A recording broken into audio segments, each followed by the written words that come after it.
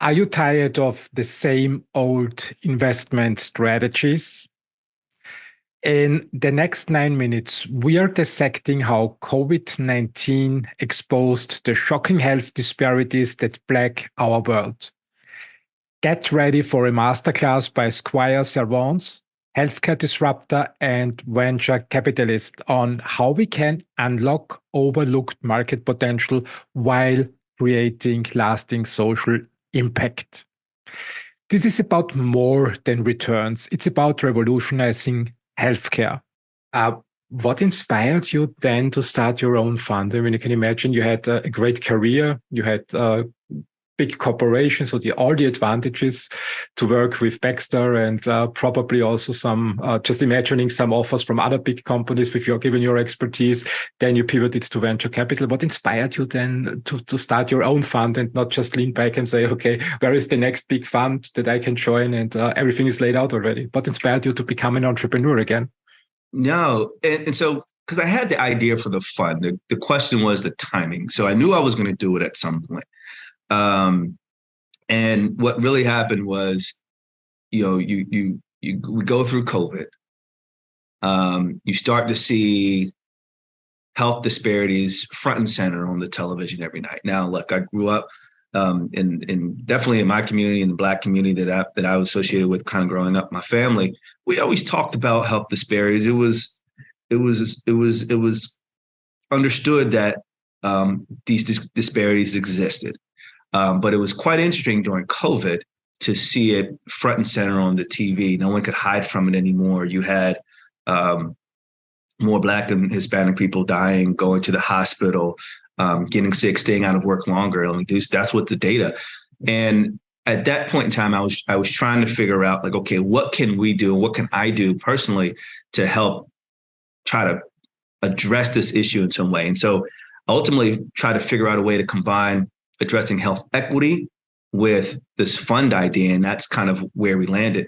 The timing of it was, I don't think there's any particularly great time to kind of go out and do something this large. I was fortunate, I have a supportive family. And we kind of talked it over with my wife, and we were like, well, this is a good time to do it. And, look, I had pretty, successful legal career to date, and I felt comfortable taking at least a career risk at the time to get the company off the ground. You mentioned the term health equity. When you look back at your pharma career, how did your perception of health inequalities, health equity change over the years? Where are we today, and how did it evolve over the past years? Well, I think it's evolved in the sense that there's more structure around what that means, right? So people could talk about health equity and health disparities, but a lot of times it was undefined. As a matter of fact, there still isn't really one common definition of what that means. And I describe it as, health equity. It's a state where everyone has the fair and just opportunity to attain their highest level of health, right? Or describe as social justice in healthcare. And I think now you kind of go out and you see what's going on out there, and they have, what goes into health equity, the social determinants of health, and what that means. So there's a lot more structure and a lot more research and a lot more focus on this. And I think, like, for example, COVID accelerated the development and, like mRNA technology, for example, it accelerated, the understanding of why health equity is an issue and why it needs to be at the forefront of many companies, government, state and federal government's minds. What are the most pressing health disparities you observe in the United States? So in the United States, I would, obviously the big ones like racial and ethnic disparities. That's like a big one, where you can just look at the life expectancy of Black and Native Americans compared to white Americans. It's just, there's a big gap. You can look at, Black women are maternal mortality, right? Black women are 3 times more likely to die from pregnancy-related complications. So, like, just from racial ethnic disparities, you see that. You also see issues around access to healthcare, right? Well, U.S., we don't have universal healthcare here.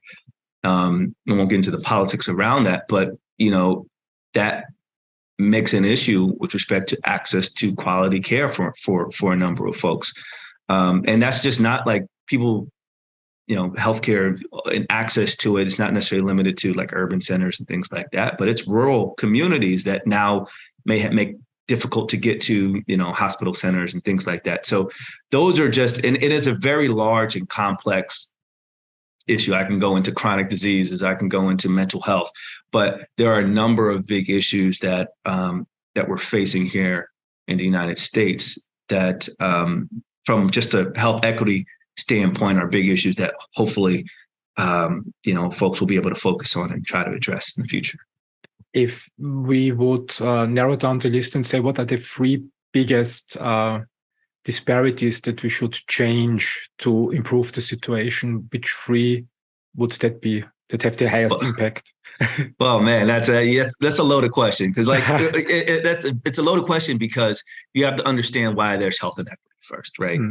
If you understand that, so you have health inequity, what I was saying, like that state where everyone fair and just opportunity to attain their healthy living, right? Then you have what goes into that social determinants of health. What is actually, you have economic stability, environment, education, access to quality healthcare, and like community engagement, right? Those are like pillars. Now, again, there's no one set definition of what all those are, but those go into it. And then you have the structural reasons why there are issues in transportation, issues in housing, right? And so you have to dig a lot deeper.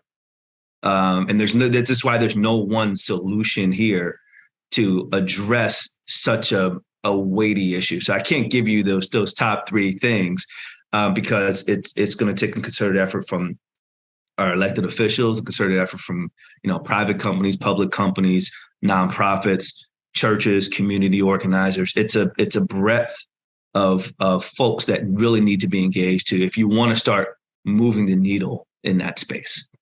Yeah, that's true. There's, where people are sick, there are a lot of problems. Also here in Europe, I think the system is changing. It's especially, it's becoming particularly expensive in the last years with an aging population. And we also see these disparities popping up. And sometimes I think I did a lot of research myself in longevity, but coming more from the martial arts side. So I started in the 80s, 90s, and when I decided not to study medicine, the reason was that nobody tackled the question, how can we stay healthy? Basically, so at the university level, it was mostly about healing diseases and curing diseases and nothing about how to stay healthy. And when I look at our society, I think nutrition, sedentary lifestyle, no exercise, add a lot. And the difference between educated people who have access to education, and people who don't have it is just, when they look at people, what they eat and what they drink,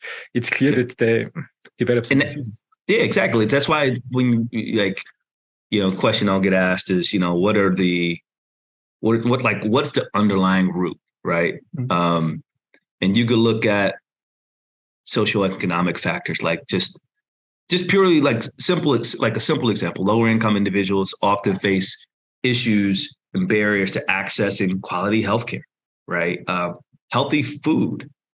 Those are educational opportunities, right? Those are all things that just lower income people face on various acts. And that plays into why ultimately, if you can't have access to healthy food, how are you expected to attain a healthy life? Right. And then you have just broader structural racism and discrimination. And I'll speak in the United States, right? Just historically, there are disparities have been perpetuated, right? In access to education, employment, housing, things like that, specifically tied to one's race. And so once you have that longstanding issue in the United States, it feeds into the social determinants of health, which feeds into why there's health disparities, why there isn't health equity. There currently isn't health equity at this point, right? If you found this conversation on health equity and investment insightful, Please make sure to like, comment, and share this episode.